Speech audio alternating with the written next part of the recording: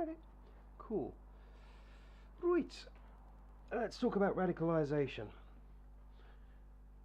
KMFDM, doing it again. Yeah, I radicalised. Now this is going to get really, really, really controversial. But unfortunately, we've recently had a major march in politics. It started off in America for obvious reasons. A certain questionable individual who managed to get the presidency. T. Hang on, look there. See, T. It's important. Um, okay. Yes. Hmm. Okay, let's do it this way. Right. Okay. Drugs. We recently had a major march for science. People are having to protest because the American president is choosing to ignore major scientific stuff. Fun, huh? Yeah, so all of these years studying, hey, who needs a degree in engineering? Yeah, don't worry about that, we'll just get drunk. Wahoo! Whoa, where's our phones coming from? Oh, Europe, who cares? You know, it's alternative facts. What do you mean alternative facts versus science? I mean, this is how crazy it is getting in America. We now have a president that is willing to rewrite science because a bunch of people who it's the Bible. They're happily waving this book and going, yeah, it was written by a shepherd on the side of a wet mountain. Sorry, a dry mountain. It would have been rather arid. A dry mountain 2,000 years ago. He obviously knows everything because he's a shepherd that sits on the side of a mountain. So he knows everything. We don't need science. We've got our Bible. And even I'm going to be honest here, if you look at the modern Pope of today, not that sort of questionable one we had before, the ex-Hitler Youth, I'm talking about this new guy. He's actually saying, no, we should be grateful to gays, we should apologise. He's actually a scientist. He's a Catholic scientist. And at the same time, you've got Donald Trump and his Republicans waving their Bibles, going, it's Christian to not educate the populace, whilst tax avoiding, whilst leaving huge chunks to starve.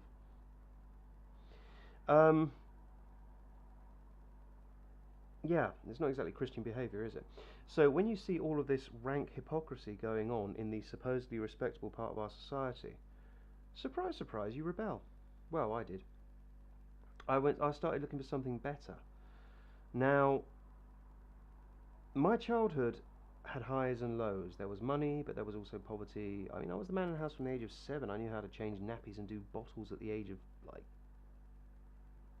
technically 4 or 5, because I was watching Mummy do it. You know when you splash it on your... I haven't got kids and I know how to splash it on my wrist to check the temperature. Duh. Where do you think that came from? So, there are various bits and bobs I've had to do, whether I like it or not. So, I've had actually quite a rough life. Now, in my other videos I explain how I was left to die when I was injured. The year 2000 onwards for me has been what I can only really describe as a horror story. And I survived. I mean, technically I should be dead about 3 times and I'm still here. That alone is a good achievement, but at the same time it's surviving levels of extremism that are now becoming commonplace and are now internationally condemned. How do you survive levels of extremism that are internationally condemned when they're being dropped on you by your own government? You get angry. So yeah, let's talk about radicalisation, because I did radicalise, but at the same time I've done work for Lord Bassam, my CRB is clean. I work for South London Maudsley. One of the jobs I do there is sitting alongside a bunch of directors explaining the service user perspective so that they can understand it. A very important job, because if those directors make the wrong managerial decision, service users get they get it in the neck. So I have to get it right. And so far so good. Touch wood. So how do you do all of that whilst being a crazy KMFDM sort of guy? I did radicalise. Radicalisation, you get angry. And when you're angry, how can I put this? When you get angry, anger is an emotion that blinds you. It actually blinds you. You can't see what's going on because you're so angry. And you do make mistakes. Angry mobs have not... they're not known for their accuracy. You have to stay calm and make a judgment call. And it has to be accurate, otherwise things don't work out. So when it comes to accuracy and getting it right, I mean, this is the thing. This is something the Americans are now checking over. How ecstasy can actually affect PTSD recovery in a good way. Oh. At the age of 18, I was spiked and went mad, and I hurt a woman. I didn't like rape her, but I violently shook her to the point where she was terrified of me. There were no immediate injuries or anything like that. She was just violently shaken, but it was enough to scare the willies out of her because she likes me and I liked her. Now, this is the thing. I mean, I know I was spiked because I was given a drink literally just as I arrived at the party, and I remember nothing afterwards. Literally nothing. And I've fancied this girl for ages, and I have absolutely no idea how I pulled her. That doesn't add up because the emotions involved were pretty hefty. And after 20 weeks of counselling, I know that I lost my rag, started shouting, and basically violently shook her. Thankfully, nothing more, but it was still bad enough. It scared her, it scared me. She still hates me now, apparently. Understandable. I was given a drink, and I literally remember nothing afterwards. Now, my memory is actually really good. It's not truly photographic, but as it goes, it's pretty good. And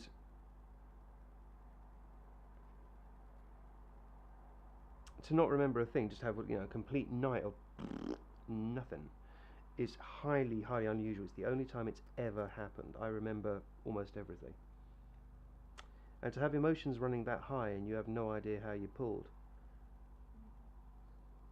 that doesn't add up unless someone has done something. It's chemistry, it's science. Unless someone's done something awful. Now, thankfully, it wasn't rape. Phew. I'm not going to complain at that. But at the same time, yeah, it was bad. And that left me messed up in a way where I couldn't remember what the hell happened, and I started having panic attacks to the point where I couldn't hold down a normal relationship. And I shifted into using cannabis because it calmed me down. Panic attacks. Now, in modern language, that would be called a personality disorder. This was back in 1994 through to 1997. In modern language, it would be called a personality disorder. So at a young age, I had someone do something ghastly to me, and it messed me up good and proper. It really did me a mischief. And I had to recover from that. I don't know her recovery story, so I can't comment any further on that. I hope she recovered, but I don't know that story. So I just don't know. But from my perspective, obviously, I was afraid.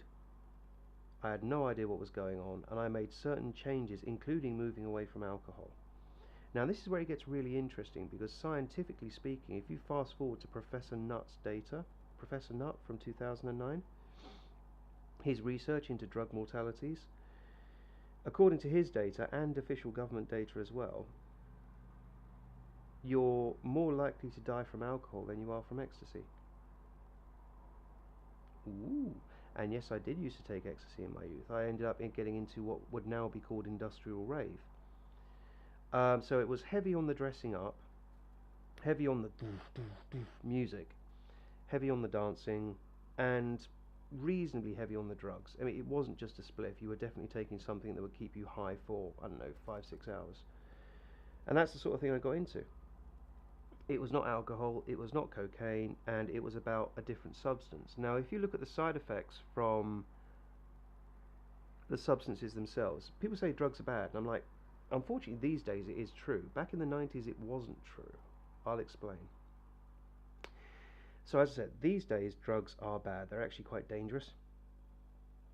Something has changed since the 90s at a dealer level, at a drug dealing level. And that means that the drugs now are actually quite dangerous. But back in the 90s, there was a certain safety factor, and that's what the Americans are checking. Because if they can sort of recreate the substances of the 90s, if you look at the American legalization of cannabis, that is happening because they know that old 90s style cannabis, the old sativas, that's safe enough and it's working, and they haven't got a schizophrenia epidemic. In certain areas, crime is down significantly because the angry people are just, who cares? Yeah. So, getting stoned instead of punching someone's lights out. Crime's down. I know, it's amazing, isn't it? That's because the government is carefully controlling what strains of cannabis are available to the consumers. They're doing it from a purely scientific and medical perspective. They're not getting mixed up in some silly debate in a pub. They're using raw science, and it is actually working. It is. So, I mean, I'm going to be honest here. All right, okay. Can we see this? This is my vape. Look at the suspicious color. Dun dun dun. Okay, this is called. All right, okay. I've got a vape mix in there. I've made myself using a kit I bought on the internet. It's very cheap to make your own vape, and I then dissolved CBD oil into it. I use it for anxiety. Obviously, these days I'm a very injured man, so I use it for anxiety and I use it for pain relief. But it's legal. It's allowed. The NHS are running trials for things like seizures and stuff, and they're getting some very nice results. We're recreating what the Americans are doing, but we're doing it without making weed available for people to buy. We're doing it using CBD oil, and we're doing it via the NHS. Now, that actually makes sense. It's even safer than letting someone buy it from a shop. We're actually controlling it to a higher level while still making sure that something is available that actually works. Now, I can't tell you anything more at this stage. I know it helps with my erectile dysfunction, pain. It's difficult to feel sexy things when you've got pain issues, yeah? So if you're a little bit, ooh, him downstairs actually starts working again. Hey, literally, yeah. So there is a positive side, but this is not a street drug. It's carefully controlled by a bunch of very smart scientists. In the 90s, stuff like that was essentially a street drug. The street cannabis back then was quite mild on the THC, which is the one that makes you go, ooh, high, and it was pretty heavy on the CBD, so it chilled you out and made you fall asleep. So when it comes to the old resins and the old street weeds, they were heavy on the CBD and mild on the THC. If you look at the drugs of today, the cannabis of today is mostly THC. That change alone is why we've now got a high risk of schizophrenia tied to skunk. And it is real, I'm sorry, but it is real. You say, weed's harmless. No, it's not. It depends on what strain you are smoking. If you smoke street skunk all the time, your brain is going to be a mess, and there isn't a nice way of putting it. If you use the legal CBD option, you'll be okay. And the NHS is running various trials. You know, it said, I've even fed in. I've told my doctor, I've told NICE, I've told the government about how it fixed my willy. Hey, I've also told, how it helps with my nerves, how it helps me sleep when I'm having anxiety issues. When I've got 2 bouts of PTSD, and I've got the schizophrenia, and I've got busted legs, I'm really quite beaten up. And I'm still here, still ticking over. I survived. And part of it is the tools available, and really that's what we're going with this video. I can't try ecstasy to see if that will bump start me out of my... This is the thing. I'm one of the people that testified when it comes to PTSD and ecstasy. The Americans are now checking it over. Fatboy Slim said, yeah, it cured my depression. With me, after this spiking I mentioned, for about 4 years I couldn't hold down a relationship because I was getting panic attacks. I couldn't love. Whenever the emotions started to get real and big, like they normally do, I would panic and run. And that's it, just wouldn't let it get any further. And then I got into raving, ecstasy, and I was able to start loving again. That's it, that's the best way to describe it. The fear went away, and I was able to start loving again, and that's it. And that's what the Americans are checking. So at this stage, the thing is, ecstasy, it's simple, right, okay, street drugs. There are 2 tiers to the underground. There's where the clubbers hang around and dance and boogie and all that jazz, and take drugs, obviously. And they're all fun and smiley and happy and blah, and oh yeah, and choo choo choo, and all that fun factor. It is fun, that's why they do it. But then you've got the drug supply level. And the drug supply level has changed since the 90s. In the 90s, the drugs coming in were different, as I've explained. And most of the dealers were unarmed. I knew dealers back then, of course I did. I was an eccentric dresser hanging around with 2 of the biggest dealers in Slimelight, full stop. Don't get me wrong, they've been busted now. Those days are over. They've done their time. Rehabilitation of offenders, it's over. But at the same time, I used to hang around with them. I also used to hang around with... I didn't realise he was this big. I, I mean, literally, I walked in on one meeting he was having with a mate of his, and there was a slab of weed on the table that was 2 foot by a foot by about 2 inches, and I just went, Jesus. I'm just going to make a cup of tea. And I just walked out again. We were housemates, so it didn't matter. This was a different world. No one was armed. It was just about kids getting, and taking a few chances, and ooh, and no one was armed. No one packed weaponry. If you look at it now, if someone has a slab of weed that big, I mean, I didn't know this guy was this big. It was by accident that I realised. I knew he had a little bit because I used to buy off of him. I didn't realise he was moving quantities like that. Jesus. C'est la vie, life is life. But at the same time, as I said, he was busted, he's done his time, it's over, that's why I can freely talk about it. I'm not going to name him because, rehabilitation of offenders, I do believe in that kind of thing. But I did see that, and I saw how it operated. Now, if you fast forward to from the 1990s to the 2010s, you've got dealers walking around with machetes, pistols. It's no longer the odd flick knife. We didn't even have flick knives back then. No one was armed. That was what was. It was rave culture. People were too busy hugging each other and going, yeah, yeah, yeah, rather than actually getting weaponry. These days, things are a lot more violent. And the reason why things are a lot more violent, I've said this before in various presentations, I'm going to say it again, it's because the drug du jour has changed. In the 90s, it was about rave culture. We were taking ecstasy, we were hugging each other, we would get stoned on cannabis that was heavy on CBD. So we were either chilled out and half asleep, or we were giggling. That's it. No one threw a punch. We were too busy just chilling out and giggling. Now, how can I put this? With the modern age, people aren't taking ecstasy. They're taking cocaine. Cocaine has different side effects. Cocaine, the standard side effect is not loved up happy. Far from it. It's aggressive, territorial, paranoid, territory, aggression, ultimately schizophrenia. For real. Delusions. Now, at the same time, if you look at the cannabis of now, it's really high in THC and really low in CBD. Again, schizophrenia territory. I'm considered a schizophrenia expert. I am warning you that the drugs of today are significant and real schizophrenia risks because chemically they are different to the drugs of the 90s. And the Americans are testing and legalizing stuff from the 90s. Okay? So when you see a street drug today, it is not the American stuff. It is not. And it's important to remember that. Because if you start using illegal street drugs today, you will mess yourself up. There isn't a nice way of putting it. I know it sounds really boring, but I'm a scientist. Accuracy. CBD oil is legal. It works. Don't get me wrong, it makes you drowsy. I wouldn't trust myself to drive on it, but it's nice and chilled and groovy, and it takes the edge off if you're in a bad way. Now, all of that comes together, and that's what radicalization back then wasn't necessarily a bad thing. Because people were too busy giggling and going, well, I love you, and having a laugh, and KMFDM, and dancing, and doo. And it was just really good fun. I've stuck up various videos on my Twitter stream showing the old music from back then.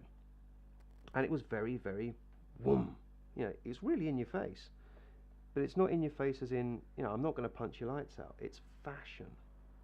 What we were doing was we were expressing ourselves in a way that was a little bit of drugs, not loads, a little bit. We weren't stupid.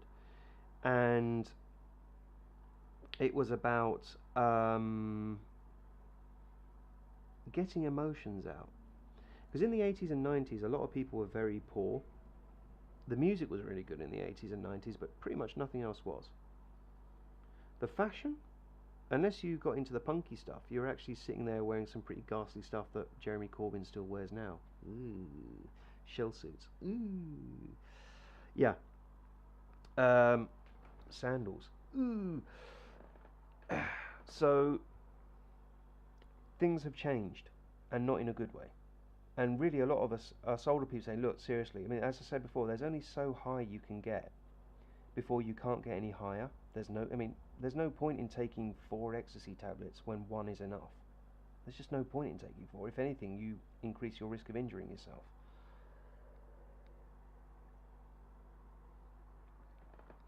The dealers of today are armed for a reason. It's because they're fighting amongst themselves for territory, including some pretty vicious stuff.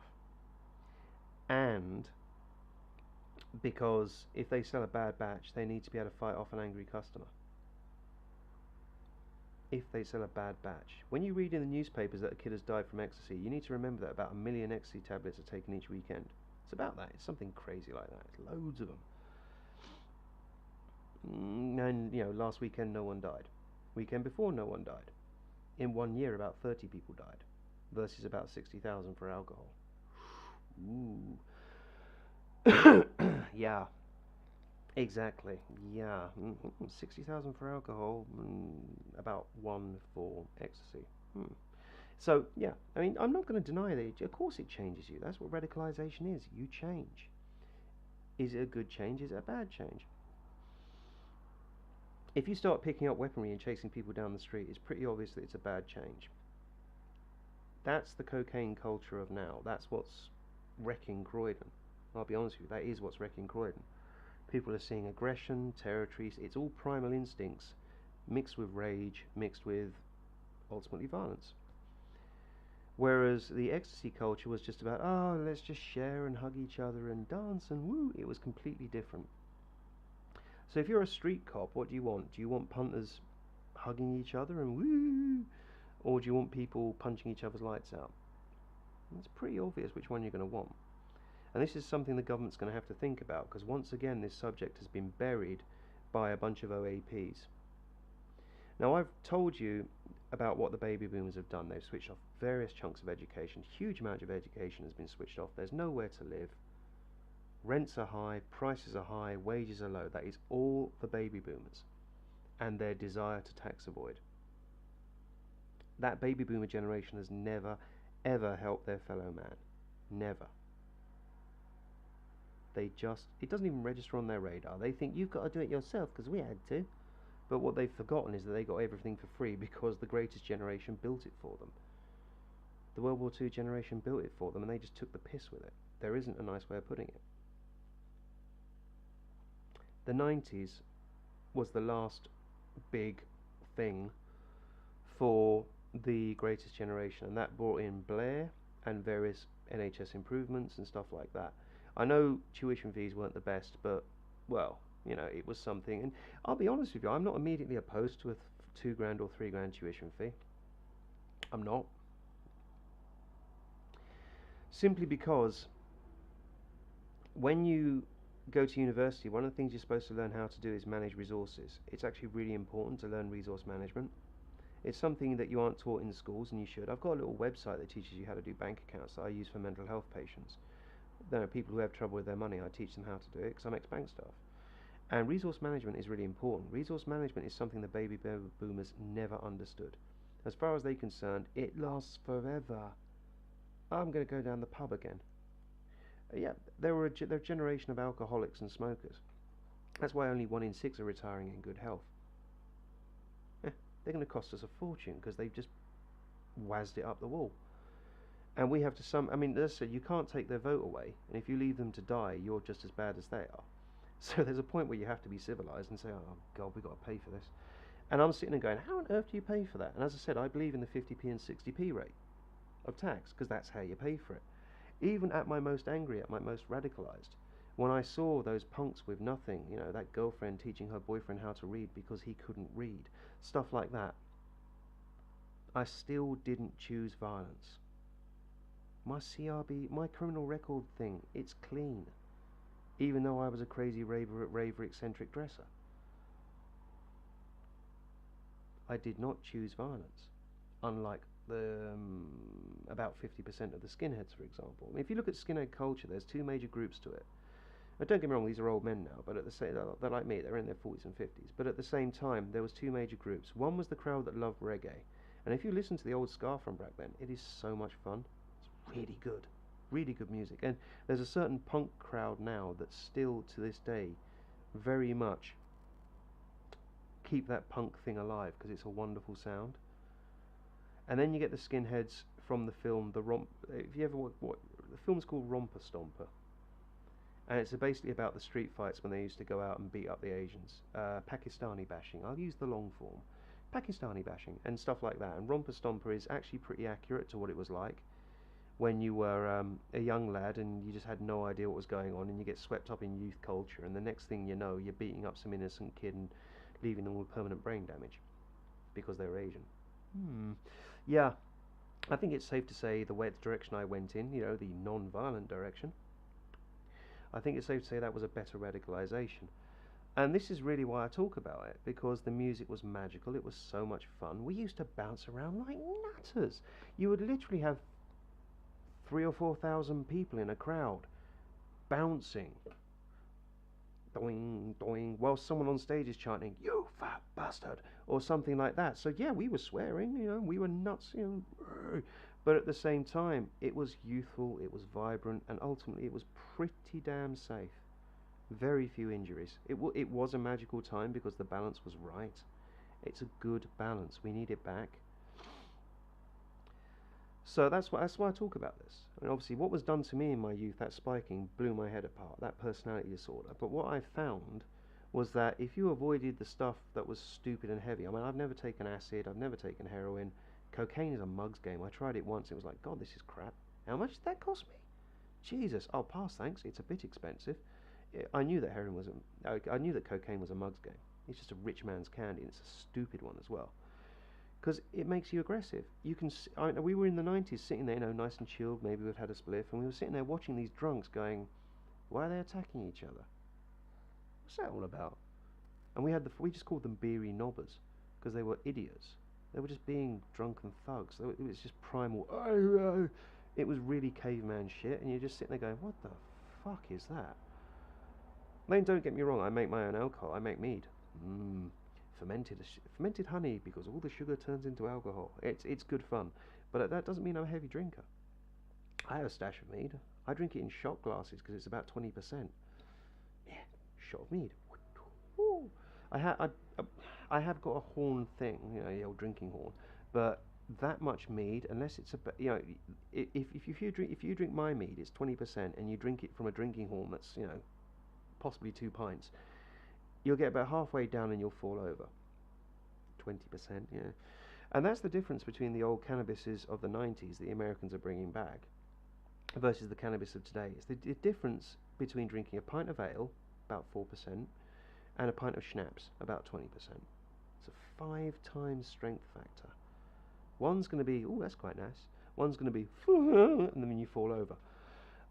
Needless to say, falling over is not fun. It's actually pretty crap. So falling over is stupid. Until the government catch up with what the Americans are doing, your only option for cannabis is CBD oil. So just get over it. I mean, you can buy CBD oil, you can use it. It's not a problem. Watch out for the drowsiness. It's not safe to drive. Seriously, it's not. Heavy machinery and driving, the usual stuff. It's like with certain psychiatric medications. You'll see the warnings. Do not drive or use heavy machinery. These ones are quite heavy. CBD oil is the same. If you take too much, I mean, a little bit, you might be okay. I say might. I can't give you any guarantees. Personally, I just use a bus. Just use the train. But CBD oil does work. I'm actually very glad they've done that, because for me, with my pain condition, obviously it was messing up my willy as well. Bit embarrassing. And my nerves were rattled by various extreme things that I was caught in Croydon. Cocaine culture and how I clashed with it, so they came after me and hurt me. I needed something to take the edge off. I think I drink like 2 units of alcohol a week. Maybe 3 if I'm feeling bold. It's really not much at all. But then I don't need to. I just don't need to. And I use the CBD oil, I think it's twice a week. It's about that. And I'm just getting on with it, drinking cups of tea, and I'm sorted.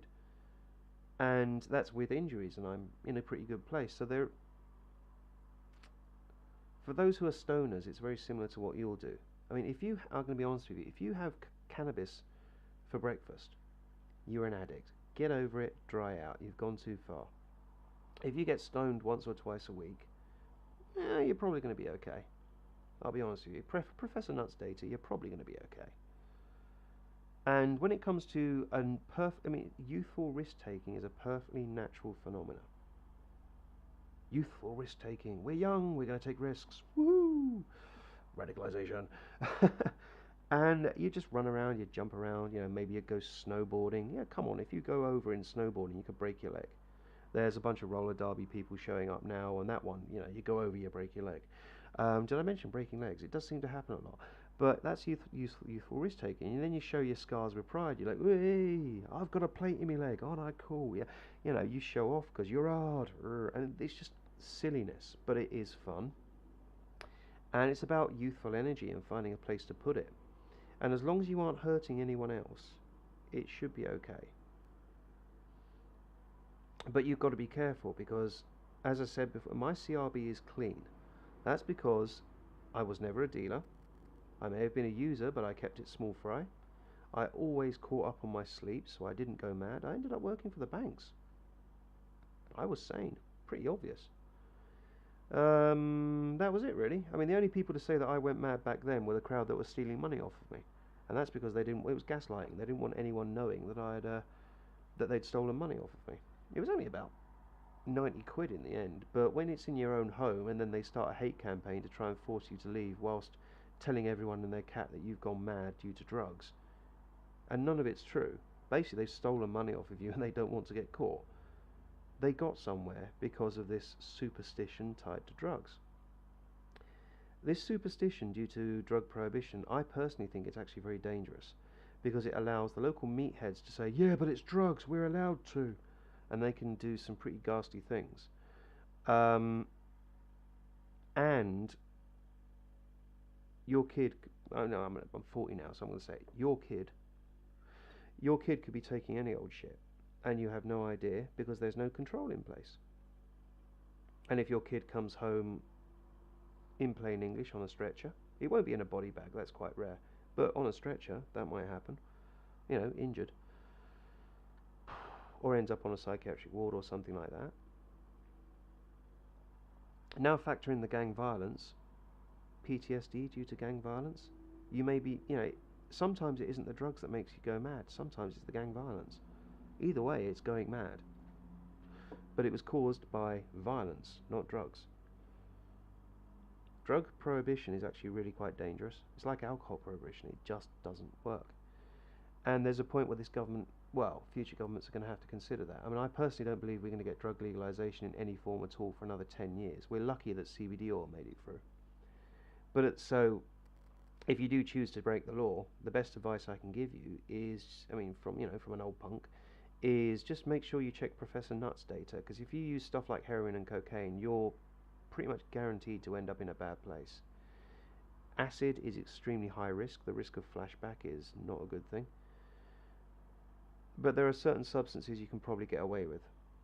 I'm not going to name them specifically, but if you check Professor Nutt's data, there are certain substances that are safer than others.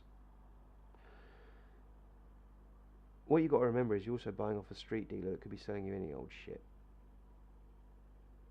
So you have no idea that the ecstasy tablet you just bought is a good batch or a bad batch. You have no idea. Personally, I wouldn't take the risk these days. I just wouldn't waste my time. I'm going to wait for legalisation. But if you choose to break the law, watch Professor Nutt's data, because even though it's 4 or 5 years old, it's still pretty solid. And it does show these safer options. And that's the best I can do. I mean, I can't stop you. I'm just one person on a webcam. I can't do a damn thing to stop you. But if I can warn you about where the danger spots are, you're less likely to come home on a stretcher. You're less likely to be injured. And when you're out partying, no one wants to be injured. I mean, it's really obvious. So there you go, I've said it. Dun dun dun. I call it damage reduction. Yeah, I work for the NHS. I don't want your kids showing up on one of my mental health wards on a stretcher. I want your kids coming home with a big cheeky grin on their face. Damage reduction. The government may not want to talk about it, but the scientists are talking about it. And in America, they're actually checking it for real and have made some very big steps. So hopefully it won't be long before things improve. So that's drugs. Da-da. Obviously there's music. If the music is crazy and you're bouncing around like a nutter, firstly it's fun, and secondly you've got to protect your toes. No, seriously. I mean, if you're in a crowd of 3 or 4 thousand people all bouncing around, if you're next to some really big bugger and he comes boing boing and he comes down on your foot and you're wearing a pair of sneakers, ow! You might even get broken toes for real. This is why we wear clodhoppers. This is why we wear our army boots. This is why we wear Doc Martens, so that our toes are protected when we're jumping around in clubs. It's a practical thing. Don't get me wrong, they're extremely comfortable, but it's a practicality. If you're jumping around at a gig, you need to protect your toes or they will break. For real. So that's why we wear the boots we wear. When it comes to the tattoos and piercings are, growing your hair and getting dreadlocks is easy. You grow your hair, and then when you get bored, you cut it off. Hey-ho, that was easy. Oh my god, you've dyed it an interesting colour. That's okay, you get bored, you cut it off. When you've, there's a band called Opus Dei, not Opus Dei, Opus 3, Opus Dei? Oh, yes, yeah, I'll get to them. Yeah, another video. But yeah, Opus 3, and you see the lead singer from that, and she's bald apart from a little bit of hair here that's actually braided up in a very stylish way.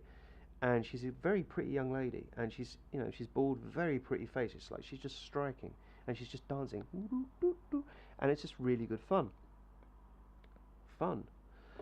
And that's what you need back. You need the aggression gone, and you need the fun back, because that's the safety factor. If someone pulls a knife on you in a club, or someone pulls your knife on you outside of a club, which is Croydon to a T, you don't want your kids coming home in a body bag, and coming home on a stretcher is bad enough. Coming home in a body bag because some thug got a knife out on the way home, that's what's gone wrong. There's too much cocaine and aggression out there. And the old 90s formula was very good because people just weren't as injured. A lot of it was actually bad science. Oh yes, you're crazy because you took ecstasy. I'm going to completely ignore what happened. I'm going to make it up off the top of my head because I'm a psychiatrist and I've read some stereotypes. Yes. That's how you used to beat them back then. You used to prove what really happened and go, look, see, I'm fine. Stop lying. Victim support were a lot smarter because they would sit there and actually listen to what you said and then go, yeah, that sounds realistic. Victim support were a lot smarter, but the old NHS psychiatrists back then were a bit flimsy, I have to say. Possibly even dangerous. So now we've got the smarter scientists. The NHS is a lot smarter these days. If we can get the old 90s formula back, less violence at street level, it would be nice. Oh, come on. No one enjoys the violence. So how do you get that violence down? And this is why I feel we're going to need to legalise certain things to divert people away from the drug dealers. If we can divert the core of the custom, the core of the spending power, away from the drug dealers and towards licensed establishments, we're going to do a lot better. It's what the Americans are finding. We're going to need to do it over here as well. Because the consumers have chosen, and far too many of them are choosing drugs. You can't stop it. It's just too big. But you can make sure that it's safer. And that's the sensible thing to do. So obviously you've got this dancing, you've got this fashion. I've mentioned hair. Piercings are easy. When you don't want it anymore, you just take it out and the hole closes and that's it. It's over. It looks like an open pore. If you look at if you look at a piercing, one of these little skinny ones, and you look at what it's like when it heals up, it looks like an open pore. You can't even tell it was a piercing. So piercings are easy. When you look at tattoos are different because they're permanent. You have to choose your tattoos carefully. The amount of people I've seen over the years who have got their girlfriend or boyfriend tattooed on them, they've got their name and you're like, okay, and then they split up, and then they have to get black over it, so they've got a black lump on them. That's not the same as high quality art, is it? It's not the same as high quality art. I mean, look at that. It's Dungeons and Dragons. That's high quality art. I've got another one on the other side as well. My back's done as well. When I hit 37, I was injured, unable to dance like I used to, unable to run around and jump around like I used to. The only thing I had left was my clothing, and I just didn't feel like me anymore. And it was actually, it was like, whoa, this is a bit much. It really was sucking the life out of me. I felt like I was dying. Emotionally, I felt like I was actually dying. I felt like I was shutting down. It was horrible. So what I did was, because I didn't have any tattoos and I had some money coming, I was like, okay, what am I going to do with this? There was no point in spending it on beer like most of the local idiots would. No point. And I've always loved Dungeons and Dragons. I knew Dungeons and Dragons was a subject I was never going to get bored with. Never going to get bored with. And that's the thing, it's in your skin, it's permanent. It's something you must never get bored with. So you've got to be sure. So I waited until I was older, when I waited for my midlife crisis, because I knew, I knew deep down,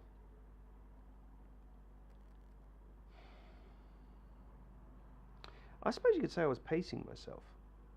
I didn't want to get, more, faster, faster. Not necessarily a good thing, because there's a point where you run out. Whereas if you pace yourself, and these still feel new now. It's only 3-4 years ago I had them done.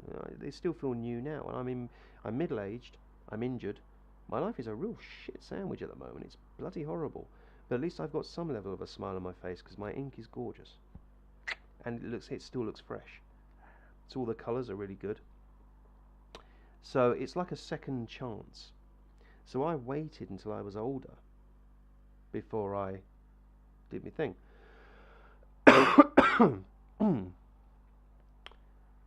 And I think that was the right call. Yeah. So it's a second round of radicalisation. But it is just art. And this is the thing, it is just art. Oh, it's art and a legal substance. It's legal. So my CRB remains clear, I'm getting on with it, everything's peachy, but at the same time, I'm still being a bit wild and crazy, shall we say. So you've still got that joie de vivre. I think that's the right phrase. You've still got that get up and go. As best you can, busted legs. It's still there. I survived something that would have killed others. And I did it because of my ability to express myself emotionally without getting into trouble with the law. It took a CID sergeant lying to stop me. It's alright, I've got the IPCC letters. He ignored me being punishment beaten by a bunch of venue managers because I grasped a cocaine head. A cocaine head who was hitting women and the disabled. And they protected him because he spends big money. And you wonder why Croydon City Centre is so violent now. Ooh, it's because the violent people are empowered. Oops. That's the problem. The wrong crowd have control. It is territory, I assure you, but at the same time, the wrong crowd have control and they are empowering the drunks and thugs. As I said, if you're a copper, do you want drunks and thugs, or do you want something more chilled out? I personally, as a customer, I would rather have something more chilled out. And that's it, really. I mean, that's the best way to describe it. What do you want? Violence or chilled? I'd rather have chilled out, strangely enough. Especially seeing as I've been on the receiving end of violence so much. This is the thing about prohibition. It means that the local thugs think they're allowed to beat up the local stoners. Or the local hippies or whatever. And don't get me wrong, some of these hippies are useless politicians. They really are. But that doesn't mean they deserve to be beaten up. Whereas the local thugs will beat them up. There's one young lass I know. I won't name her because it's her choice if she wants to come forward. But the CPS and the Croydon Nick decided to prosecute her, even though she has mental health problems. Because basically she threw a cigarette away in a bin, but she accidentally didn't put it out properly, and the bin set on fire. This is an accident. They prosecuted her. She spent 2 months in jail waiting for her court case because she was so poor, because she's a mental health service user. 2 months in jail when she was already a nervous wreck because her cigarette accidentally. That's how extreme Croydon police can be. They are fucking thugs. I mean, don't get me wrong, you do get some very nice coppers. But I've never known Croydon... I mean, Croydon City Centre's a shithole, and it's right next to Croydon Nick. If you look at other towns, if you're right next to the Nick, you're safe as houses. In Croydon, if you're right next to the Nick, you're still in danger. That doesn't add up unless there's something wrong with that nick. A CID sergeant lied about me to ultimately protect a cocaine ring. I can prove that. I mean, I was too poor to sue, so the case ended, and I now can't go back to Croydon. I'm sorry, I can't. I know what I saw, I know who was there. No. But at the end of the day, I mean, other service users picked on us, yeah, but they're crazy, so you have to ignore them, or even hurt them. Yeah, because they're crazy, so you've got to preemptive strike them. Yeah. Beating up service users. Romper Stomper, beating up Indians. I know, it's beating up service users now. Yay! And guess who's doing it? The trouble is, even members of the far left are doing it. And this is the thing, when you radicalise, you do become part of a far something, be it far left or far right. The real question is, are you peaceful or not? Do you believe in fairness or not? Croydon is weird because down south, where I did most of my radicalisation, there were certain things you didn't do. You didn't hit women, you didn't hit the disabled. The idea was to make out that the law were the bad guys by showing that you were more civilized, and ultimately it worked. I mean, America, they're actually checking this stuff over now, so ultimately it worked. But when you actually look at Poland, it looks like the Death Star. Apparently it does make a lot of sense. My nose is playing up. Yeah, when you actually look at alcohol and cocaine culture and how bad it is, who the hell wants that kind of thuggery on their doorstep?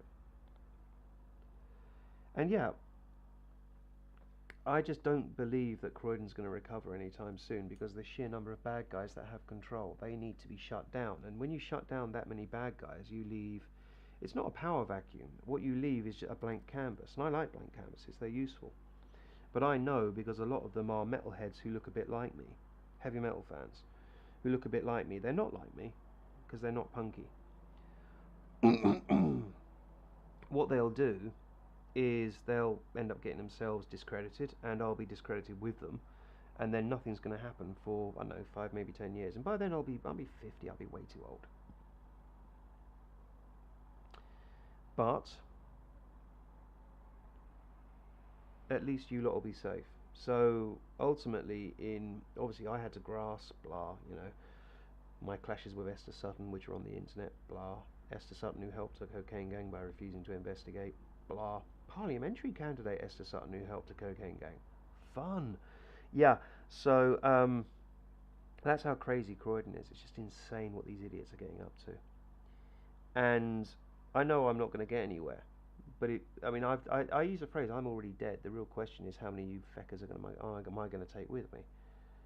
And I did that because I knew Croydon was lost. The Croydon I knew in the 90s is dead and gone. It's been destroyed.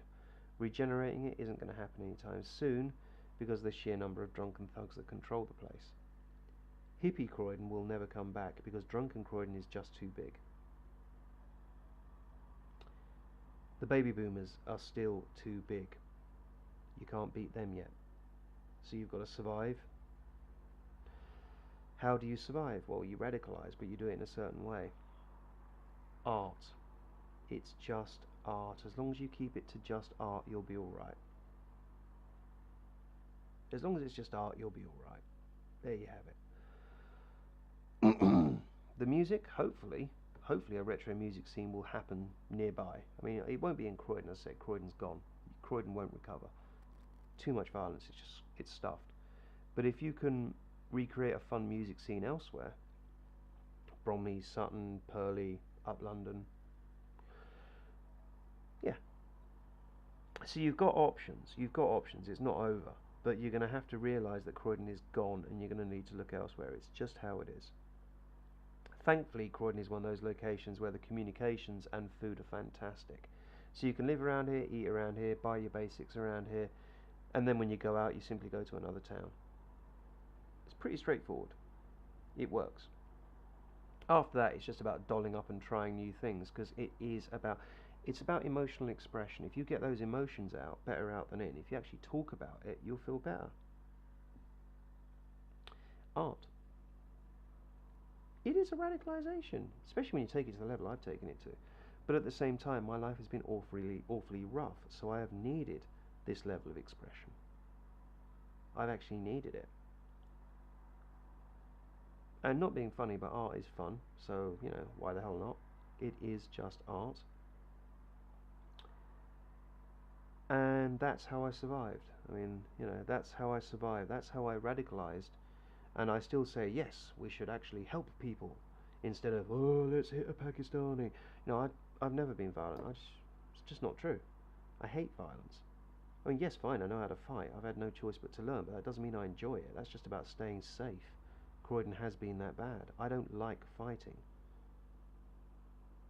I had to defend myself from people that like fighting. It's different. And that's the problem. Croydon likes violence. They actually like it. It's their way of life. And much as I'm not a conservative, it's not very often I agree with the Conservatives, but you do need to clean that trash out of that city centre and replace them with a better crowd. And to do it properly, because of the sheer amount of corruption around here, it's going to take 5 years before you've got the blank canvas in place proper. 10 years before you're up and running properly. I'm 40 now and I'm already slowing down. By then it'll be over for me. Whew. I'll probably be chasing you around in a mobility scooter. A hot rod mobility scooter, I hasten to add, but even so. And, it'll be over for me, but at least there will be some future. And this is all about, what we're about to head into is going to be awfully dark and awfully nasty. You're going to be awfully poor. It's going to be awfully painful. A proper reversion to 1980s cruelty. The 1980s were not cool. They were ghastly unless you were rich. The only good thing about the 80s was the music. So to revert to the 1980s again is not a good thing. It really isn't a good thing.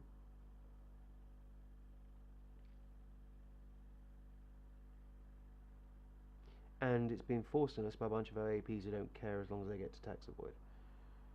Fun! And those AAPs will be in control for about 10 years. 5 to 10 years, I'm thinking. As I said, you can't stop them voting. You have to think about how to contain them. And at the moment, you can't even contain them because there's so many of them. So 5 to 10 years from now, some will have died off. You might be able to contain them then. Until then, you've got to survive and stay sane and stay safe. And this is how I did it. I'm sane still, just. I'm a schizophrenic and I'm rational. That alone is unusual. I'm a high performer. How did I do it? Because I know how to express myself without getting into trouble. That's the trick. Expressing yourself without getting into trouble.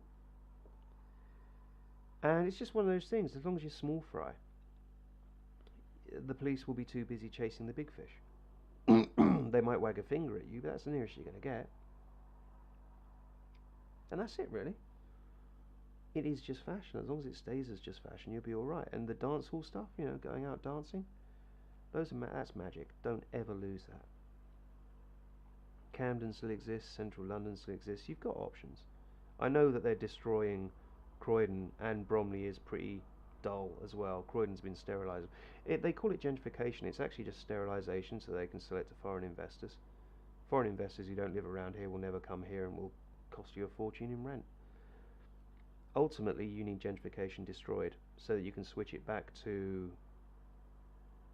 London of the 90s. I know, the 90s again. Where the art was there, where the dancing was there, where the music was there, where the fun was there, where the mildness and moderateness was there. The 90s was actually quite a moderate time. People were thinking, hang on, that's bad. Ooh, that's bad. Yeah, that didn't work. That was bad. Ooh, we lived through that. That was really bad. Oh, hang on, let's do something moderate. So you could have your art and your flourish and your woo and your dancing and your hurrah and your KMFDM. But it was peaceful. It was a peaceful protest. And that's how we succeeded. That's how Blair rose. Peaceful protest. And we're going to need another moderate. We're going to need a Blair 2.0. Blair himself made too many mistakes. Things have changed. The finances have changed for a start. This country is no longer a rich country. We are stone broke. So Blair 2.0 is going to have to be more co-op. That's my opinion. You know, shareholders can't be used because we just haven't got the spare money anymore. But at the same time, if you want to be around and able to get a job and stuff, you have to think about which direction you go in. Because if you start getting involved in gangs and fights, especially these days it's open warfare. You know, machetes? Sod that for a game of soldiers. That's the problem. Machetes. Fucking knives. Guns? We didn't have that in the 90s. That wasn't around in the 90s at all. The 90s we were too busy going, ooh, duck a bit. It was a little bit woo, a little bit weird. We were just, you know, ducking and diving. It wasn't violent back then, and it is now. So you've got to think about in which direction you radicalise, because if you head into the drugs these days, it's quite risky. In fact, it's very risky, unless you're lucky. So, you know, CBD oil, as I say, is legal. You won't get into trouble for it. And after that, drink energy drinks. And you actually get quite a nice groovy vibe out of it. It's really quite pleasant. Is, you know, with your energy drink and, oh yeah, I'm awake, but you've still got that kind of nice calm, oh, that's quite pleasant. There's no hangover, and you can dance and boogie. That's one that does actually work, and it's all legal. And it's not alcohol, it's different, and it feels nice. It's very 90s.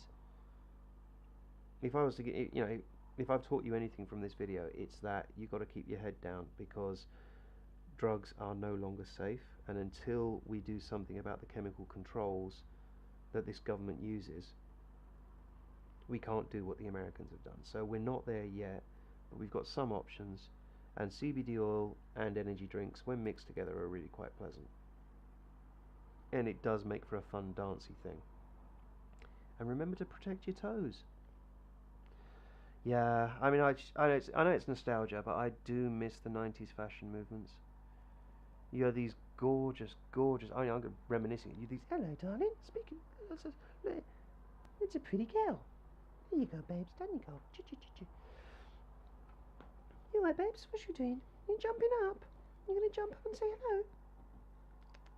You gonna jump up? Oh, yeah, it's my little girl. Oh, hello, darling. Yeah, it's yeah, it's sort of a slinky dress, you know, full length dress, and you know, maybe a cool, stylish, quite provoking top. And you'd have your hair with like your strange thing, ooh, and possibly some hair extensions, and you'd be wearing army boots. You know, so you've got all this slinky fashion and a pair of clodhoppers. But that means when 3,000 of you are jumping up and down in a crowd, your toes are safe. So it's practicalities, but it was so cool, so much fun. And that with some CBD oil and some energy drinks, I mean, I still do it now, and it is good, it is fun. Factor in a few piercings, me hair, I like having long hair, what can I say? My art, my tattoos are lovely.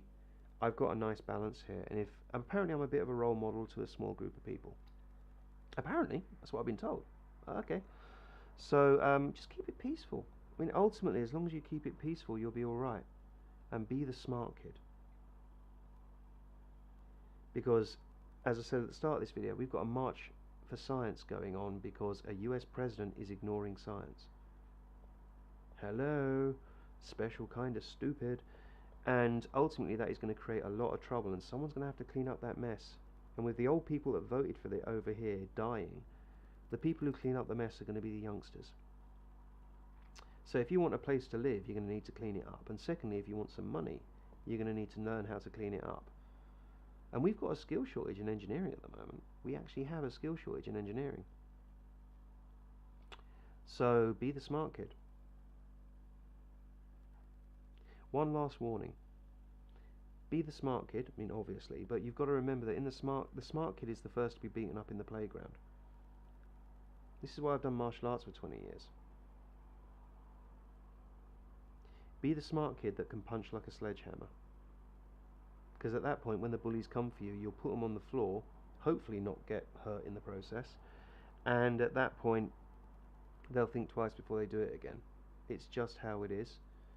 And make sure you've got some legal cover. With no legal aid, make sure your contents insurance for your property has the legal cover. It's affordable now. You must I cannot stress this enough. You need to be able to punch like a sledgehammer, both in self-defense and from a legal perspective, because this government has really dropped us in it. We are no longer shielded. We're considered disposable even though we're the smart kids. It's very extreme when they're willing to waste that much just so that they can tax avoid. Wasting skills? It's not a very good idea. Skill shortage. I know, let's waste some skills. In a skill shortage? Stupid. This march of the stupid people. So, yes, have your artistic expression. Just make sure you can protect yourself. I cannot stress this enough. You have to be able to protect yourself. Because there are people around here and in other towns that will take everything you have and leave you for dead. And there's more and more of them these days. And as people get hungrier, as they will, it's only going to get worse.